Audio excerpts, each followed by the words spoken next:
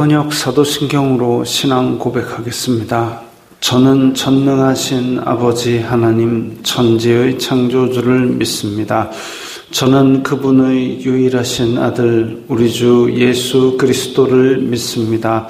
그분은 성령으로 잉태되어 동정녀 마리아에게서 나시고 본디오 빌라도에게 고난을 받아 십자가에 못 박혀 죽으시고 장사된 지 사흘 만에 죽은 자 가운데서 다시 살아나셨으며 하늘에 오르시어 전능하신 아버지 하나님 우편에 앉아 계시다가 거기로부터 살아있는 자와 죽은 자를 심판하러 오십니다.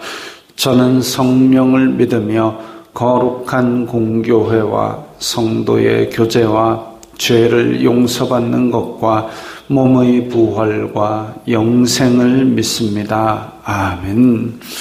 거룩하신 하나님 아버지 감사합니다. 간밤에도 편히 쉬게 해주시고 새벽에 기도하는 자리에 불러주시니 감사합니다. 이 시간 저희들 마음 중심으로 주님을 경외하게 하여 주시옵소서. 예수님 이름으로 기도드리옵나이다. 아멘.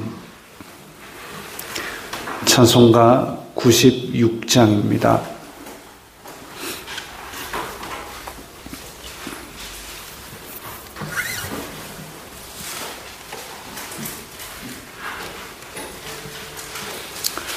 찬송가 96장입니다.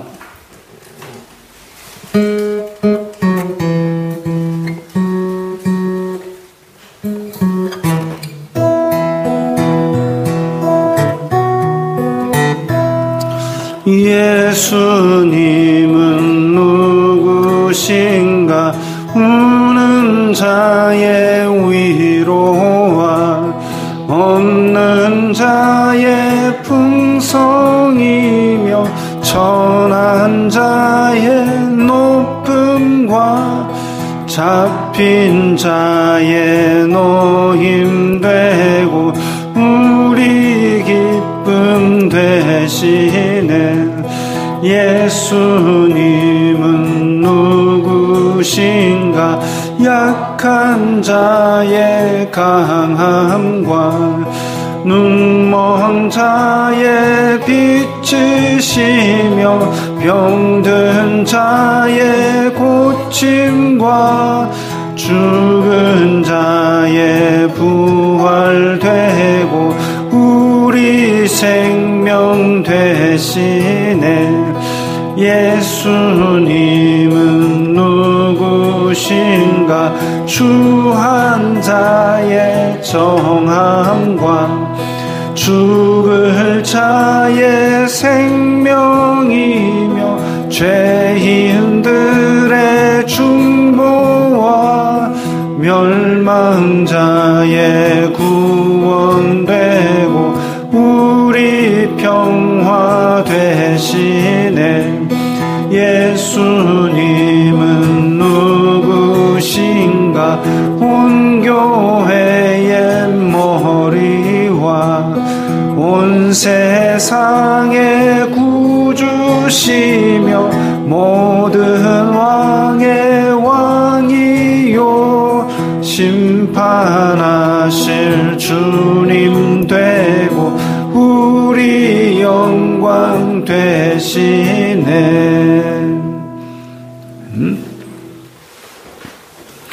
오늘 말씀은 누가복음 8장 49절부터 56절까지의 말씀입니다.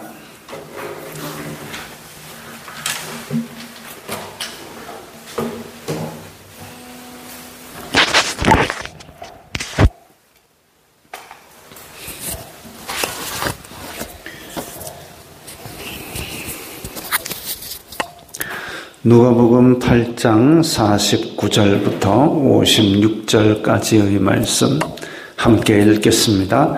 아직 말씀하실 때에 회당장의 집에서 사람이 와서 말하되 당신의 딸이 죽었나이다. 선생님을 더 괴롭게 하지 마소서 하거늘 예수님께서 들으시고 이르시되 두려워하지 말고 믿기만 하라. 그리하면 딸이 구원을 얻으리라 하시고 그 집에 이르러 베드로와 요한과 야고보와 아이의 부모 외에는 함께 들어가기를 허락하지 아니하시니라. 모든 사람이 아이를 위하여 울며 통곡하매 예수님께서 이르시되 울지 말라. 죽은 것이 아니라 잔다 하시니 그들이 그 죽은 것을 아는 고로 비웃더라. 예수님께서 아이의 손을 잡고 불러 이르시되 아이야 일어나라 하시니 그 영이 돌아와 아이가 곧 일어나거늘 예수님께서는 먹을 것을 주라 명하시니 그 부모가 놀라는지라. 예수님께서 경고하사 이 일을 아무에게도 말하지 말라 하시니라. 아멘. 오늘 본문에서는 또 이렇게 놀라운 일이 일어납니다. 야이로의 집에 가시는 길에도 이미 10년 넘게 고생하던 여인의 병을 고쳐주시는 놀라운 일이 있었습니다만은 병을 고치는 것과 죽은 사람이 살아난 것은 아예 질적으로 다른 일이지요. 그래서 오늘 본문에 나오는 4종류의 사람을 한번 들여다보려고 합니다. 첫 번째로 회당장 야이로입니다. 회당장 야이로는 자기가 유대인의 회당장이면서도 예수님에 대한 소문을 듣고 그 발 앞에 엎드릴 정도로 지금 절박합니다. 예수님에 대한 어떤 막연한 믿음을 가지고 있고 절박한 상황 속에서 지금 예수님 앞에 발 앞에 엎드릴 정도로 아주 절박한 마음. 그런데 오늘 딸이 죽었다까지 나왔습니다. 이 절박한 마음이 완전히 절망으로 돌아서는 순간이죠. 이것 때문에 자기의 모든 걸 다 내려놓고 예수님 앞에 엎드렸는데 근데 죽었나이다라는 얘기를 들었을 때 그 마음이 다 무너져 내리는 겁니다. 그럼에도 불구하고 야이로가 어떤 이야기를 했고 어떤 반응을 했는지 아무 언급이 없습니다. 회당장으로 있으면서 또 자기의 딸이 죽었다라고 할 때에 이 참 유대인의 사회는 또 우리나라와 비슷한 게 많아가지고 남의 일에 대해서 이런 말 저런 말 많이 합니다. 근데 회당장이 예수님 앞에 엎드렸다더라. 그것만 가지고도 지금 뭔가 복잡한 일일 텐데 회당장 딸이 죽었다더라 까지 나오면 이 사람 회당장뿐만이 아니라 회당장을 못하는 건 둘째치고 이 마을에서 이제 떠나야 될 수도 있습니다. 그럼에도 불구하고 엎드렸는데 그럼에도 불구하고 딸은 죽었습니다. 이 절망 속에서도 아무 이야기도 언급되어 있지 않습니다. 어찌 보면 회당장은 정말 인품이 뛰어난 그런 가운데서 하나님을 경외하는 사람이죠. 그리고 간절한 믿음을 가질 수 있었고 또한 자기의 모든 걸 내려놓고도 하나님께 의지할 수 있는 그런 사람. 그럼에도 불구하고 자기의 원대로 되지 않았다고 해서 뭔가 입으로 죄를 짓지 아니하는 그런 사람이라고 볼 수 있습니다. 자, 두 번째로는 예수님입니다. 예수님은 50절에 두려워하지 말고 믿기만 하라. 두려워하지 말라는 예수님의 혹은 하나님의 역사로 일어나는 많은 일들에서 사람에게 주는 메시지입니다. 두려워 말라, 놀라지 말라. 그 반대는 무서워하라, 놀라라. 이거는 이 하나님과의 반대되는 일이겠죠. 하나님의 역사는 너무 크고 놀랍기 때문에 사람이 그 앞에서 놀랄 수밖에 없고 두려워할 수밖에 없는데 하나님께서는 항상 사람에게 두려워하지 말라, 놀라지 말라라고 안심하시고 평안을 주시고 능력을 베푸십니다.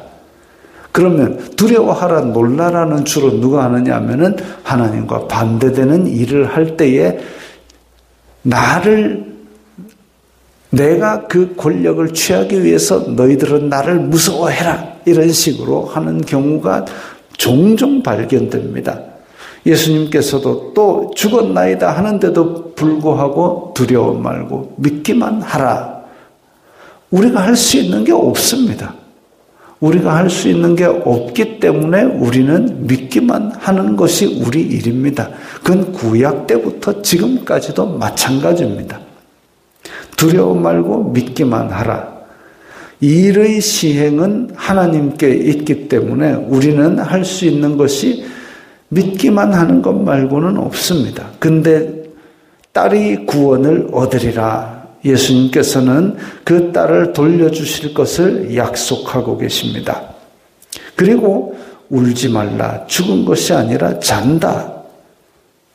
잔다라는 거 예수님이 죽은 줄 몰라서 잔다라고 착각했겠습니까? 그거 아니죠. 자는 것처럼 깨워주실 것이기 때문에 잔다라고 이야기를 한 겁니다. 그리고 나중에는 성도들의 죽음도 자는 것처럼 마지막 날에 다 깨우실 것이기 때문에 예수님 앞에서는 잔다가 되는 거죠. 한편 여기서는 진짜 죽은 것이 아니라 잔다라고 하는 것은 야이로에 대한 약속입니다. 그리하면 딸이 구원을 얻으리라. 잔다. 그 말이 지금 50절과 52절의 말씀이 거의 내용은 동일합니다. 두려워하지 말고 믿기만 하라. 딸이 구원을 얻으리라. 울지 말라. 두려워하지 말라. 울지 말라. 믿기만 하라. 딸이 구원을 얻으리라. 죽은 것이 아니라 잔다. 이 동일한 말을 다른 표현으로 반복하시면서 안심하라고 믿음을 더하여 주시고 격려하시는 거죠. 그리고 54절에 아이야 일어나라. 자, 두려워하지 말라는 말이 쉽겠습니까? 아이야 일어나라 하는 말이 쉽겠습니까? 그 비난하던 바리새인들 앞에서 구원을 받았다라는 말이 쉽겠느냐, 일어나 걸어가는 말이 쉽겠느냐, 그것과 똑같죠. 예수님께서는 이 땅에서도 죄를 용서하시고 살릴 수 있는 권능을 가진 분입니다. 그렇기 때문에 이런 말씀을 하신 것이죠. 아이야 일어나라. 그리고 아이가 일어나거늘 먹을 것을 주라. 그리고 이 일을 아무에게도 말하지 말라. 왜 아무에게도 말하지 말라 하셨을까요? 회당장의 딸이 죽었는데 살아났다 할 것 같으면 온 사방에 소문이 안 퍼지겠습니까? 퍼질 줄 아시면서도 이 일을 아무에게도 말하지 말라고 하셨습니다. 왜 그랬는지 성경은 이야기하고 있지 않기 때문에 우리는 잘 알 수는 없지만 예수님의 말씀을 쭉 보면 자, 아이가 죽었나이다 하는데도 예수님께서는 죽은 것이 아니라 잔다라고 말씀하셨고 또 이 일을 아무에게도 말하지 말라. 예수님 앞에서는 병들어서 죽은 자가 아니라 병들어 있다가 잤다가 그냥 깨어난 겁니다. 근데 왜 이 이야기를 하지 말라? 저도 아직 확답은 모르겠습니다. 그럼에도 불구하고 이 불신앙을 가졌던 사람들이 여기에 대해서 이 말 저 말 하는 것에 대해서 막으신 것으로 보입니다. 그래서 그냥 자다가 일어난 것으로 덮어놓은 것으로 그렇게 지금은 생각하고 있지만 아직 제 마음속에 시원하게 왜 그러셨을까에 대한 답이라고는 생각하지 않습니다. 어쨌든 예수님께서는 사역 초기에 아무에게도 말하지 말라라는 얘기를 여러 번 하셨는데 그것은 우리가 아직까지는 알 수 없지만 또 이 세상을 지나가면서 언젠가는 성령께서 깨닫게 해주시겠지요. 어쨌든 예수님께서는 두려워하지 말고 믿기만 하라. 두려워하지 말고 믿기만 하라. 울지 말라. 잔다. 그러면 딸의 구원을 얻으리라. 우리가 성도의 삶에서는 좋은 일도 있고 우리 원대로 일어나지 않는 일도 있겠지만 절망하지 말고 두려워하지 말고 일단은 믿음으로써 우리가 지내갈 때 믿음으로써 지내도 우리의 뜻대로 되지 않는 일도 많을 겁니다. 그러나 그 가운데서도 하나님은 선하시고 우리에게 선한 뜻을 이루신다는 것을 믿고 그냥 전진해 나갈 뿐이죠. 자, 그 다음에 세 번째로 나오는 사람들이 제자들입니다. 제자들 중에서도 예수님께서는 베드로, 요한, 야고보만 데리고 그 살리는 현장을 데려가셨습니다. 나머지 제자들은 왜 놔두셨을까? 왜 베드로, 요한, 야고보만 이렇게 특별한 자리에 부르셨을까? 이것도 참 잘 모르겠습니다. 평소의 일이라면 베드로, 요한, 야고보 하도 성질 급하고 사고 많이 치니까 바짝 붙여서 데리고 다니셨다. 그렇게 저는 생각하고 있습니다만은, 그러나 지금 이 자리에서는 이 죽은 아이를 살리는 현장에 이 세 제자를 데리고 갑니다. 어찌 보면 이분이 누구이길래 바람과 바다도 잔잔케 하는가라는 그런 아직 확신이 없는 이런 제자들에게 이 죽은 자를 살릴 수 있는 하나님의 아들임을 확실하게 보여주시고 싶은 그런 것이라고 생각하지만, 그러면 12제자 다 데리고 들어가시지 왜 얘들 셋만 데리고 들어가셨을까? 이런 것들도 아직은 알 수 없습니다. 그러나 어쨌든 베드로, 요한, 야고보는 나중에 보면 다른 제자들이 다 뿔뿔이 흩어지고 또 복음을 전하러 가고 이렇게 했을 때 베드로, 요한, 야고보가 그 예루살렘을 지키고 또 복음을 전하는데 가장 핵심적인 역할을 한 것을 볼 때에 아마도 예수님께서는 그런 앞의 일들을 생각하시면서 베드로, 요한, 야고보를 특별히 많은 훈련을 시키지 않으셨는가 이렇게 봅니다. 그리고 또 마지막으로 볼 것은 군중들입니다. 많은 사람이 모여들었습니다. 그 12해를 혈루증으로 앓던 여자가 만날 때에도 많은 사람이 보고 그 낫는 걸 봤습니다. 그렇게 치료의 현장에 있었음에도 불구하고 또 이 자리에 와서는 울지 말라, 죽은 것이 아니라 잔다 했을 때에 상식적으로 12해를 앓던 여자도 고치셨으니까 혹시 이 자는 것처럼 깨우실까라고 믿는 사람이 있을 수도 있겠지만, 앞에서도 말했듯이 수많은 사람이 밀치면서 예수님 몸에 손도 댄 사람도 있었을 텐데 그들 중에는 기적을 체험한 사람이 아무도 없었는데, 지금 이 자리에서조차도 이 군중들은 낫는 걸 봤는데도 불구하고 또 구경꾼입니다. 심지어는 그들이 죽은 것을 아는 고로 비웃더라, 예수님을 비웃었습니다. 이때도 사람들이 죽었다 살았다 판별은 할 줄 알죠. 심장이 안 뛰고 숨을 안 쉬면 죽었구나 아는 거지요. 자기 생각입니다. 자기의 경험과 지식과 능력으로 심장이 안 뛰고 숨이 안 쉬어지니까 죽었구나 아는 겁니다. 그래서 예수님이 죽은 것이 아니라 잔다 했을 때에 아이고 심장이 안 뛰는데 무슨 하는 자기의 경험과 지식과 능력으로 예수님의 사역을, 말씀을 비웃고 재단해 버렸습니다. 죽은 사람은 예수님이 와도 못 살려. 이제 한번 기적을 봤음에도 불구하고 기적을 일으키는 분이라고 전해 듣고 그래서 사람들이 몰려들었는데, 그래서 눈의 현장에서 그걸 봤음에도 불구하고 또 예수님께서 새로운 기적을 일으키실까 기대하는 것이 아니라 자기의 경험으로, 지식으로 예수님을 재단해가지고 비웃었습니다. 사람들은 다들 기적의 주인공이 되고 싶어 합니다. 로또를 삽니다. 그리고 여러 가지 마음의 소망들을 가지고 아주 어떤 사람들은 허황된 꿈도 꾸기도 합니다. 그런데 현실은 구경꾼이죠. 두려워하지 말고 믿기만 하라라고 하셨는데 두려워하면서 믿지는 않습니다. 그러니까 자기의 지식과 자기의 한계를 가지고 예수님도 한계를 설정을 해버리고 비웃는 거죠. 이런 사람들은 기적의 주인공이 될 수 없습니다.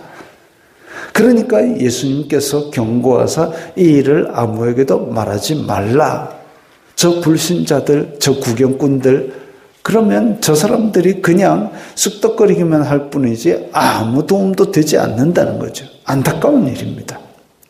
이 일을 아무에게도 말하지 말라 하신 이유는 정확히 우리는 알 수 없지만 이 군중들은 확실히 예수님의 기적의 주인공이 되는 그 자격은 없다고 볼 수 있겠습니다. 물론 우리의 공로는 아니겠지만 우리의 공로가 아니지만 간구하는 마음에 하나님께서 은혜를 베풀어 주시는데 이 사람들은 완악한 마음으로 예수님을 비웃고 재단하고 불신앙으로 똘똘 뭉쳐서 나는 저 강 건너에서 구경만 할래 이러고 있으면 하나님께서는 이런 사람들에게는 은혜를 베풀어 주시지 않습니다. 둘러싸서 밀치고 구경하고 이건 괜찮아요. 오히려 괜찮아요. 그러나 그 지붕을 뜯어가지고 병자를 내릴 때에 많은 사람들이 몰려들었는데 그때의 바리새인들은 이 사람이 누구에게 내 죄 용서한다는 이런 말을 하느냐라고 마음속에 불신앙의 벽을 차곡차곡 쌓아가지고 예수님을 거부했단 말이죠. 그건 아니다 이겁니다. 무슨 일이 일어날지는 알 수가 없지만 그럼에도 불구하고 비웃더라까지는 가지 말아야 되는 것이 우리가 넘지 말아야 될 선입니다. 우리의 믿음은 연약합니다. 우리가 어떻게 될지는 알 수가 없지만 예수님의 능력, 하나님의 은혜를 내 지식과 경험으로 싹둑싹둑 잘라버려서 이건 절대 일어나지 않을 거야. 그건 아니다 이거죠. 그렇게 함으로 말미암아 이 구경꾼들은 끝까지 구경꾼으로 남아있을 수밖에 없습니다. 그리고 이렇게 기적들을 많이 보고 심지어는 나중에 오병이어도 얻어먹고 자기 집에 병자들도 고치고 이랬음에도 불구하고 예수님께서 십자가 달리실 때에 이분은 그런 분이 아니다 소리치는 사람 하나도 없었습니다. 안타까운 일이죠. 그 뽀빠이 이상용 씨가 타게 했습니다. 그분이 우정의 무대를 하고 많은 무대에 서면서 그 돈으로 심장병 재단을 설립해가지고 수백 명의 아이들을 심장 수술을 해줬습니다. 근데 그때 무슨 이상한 횡령 사건이 터졌는데 실제로는 횡령 사건이 아님에도 불구하고 그럼에도 불구하고 그때에 이 심장 수술했던 사람 중에 나서서 이분은 그럴 뿐이 아닙니다 했던 사람이 없었다는 데 대해서 이상용 씨는 참 서운했다고 합니다. 그래가지고 그걸 그만뒀느냐? 아니요. 그 허드렛 일을 하고 또 미국에 건너가서 또 그런 진짜 남들이 알아주지 않는 그런 일을 해가면서 그 돈 가지고 또 계속 수술을 해줬답니다. 그런 분이 이 시대에는 어쩌면 필요한지도 모르겠습니다. 그러나 심장 수술하는 그 사람도 필요하지만 한편으로는 내 심장을 수술해 주신 저분이 그럴 리는 없다라고 말할 수 있는 그런 사람도 필요하지 않는가? 언제까지나 강 건너의 구경꾼이라면 그 사람은 기적의 주인공도 될 수 없고 믿음의 주인공도 될 수 없고 그냥 구경꾼, 끝까지 구경꾼이죠. 그거 아니기를 바랍니다. 우리는 믿음의 주인공이 되어야 되고 은혜의 주인공이 되어야 되고 그래서 우린 두려워 말고 믿기만 하라는 그 말씀을 붙들고 이 예수님 편에 서 계시기를 바랍니다. 기도하겠습니다. 거룩하신 아버지 하나님 감사합니다. 예수님께서는 어제나 오늘이나 영원토록 동일하시고 우리에게 자비와 은혜를 베풀기 원하십니다. 저희들의 마음 가운데 예수님의 말씀을 믿는 믿음으로 오늘날도 믿음의 주인공, 기적의 주인공이 되게 하여 주시옵소서. 예수님 이름으로 기도드리옵나이다. 아멘.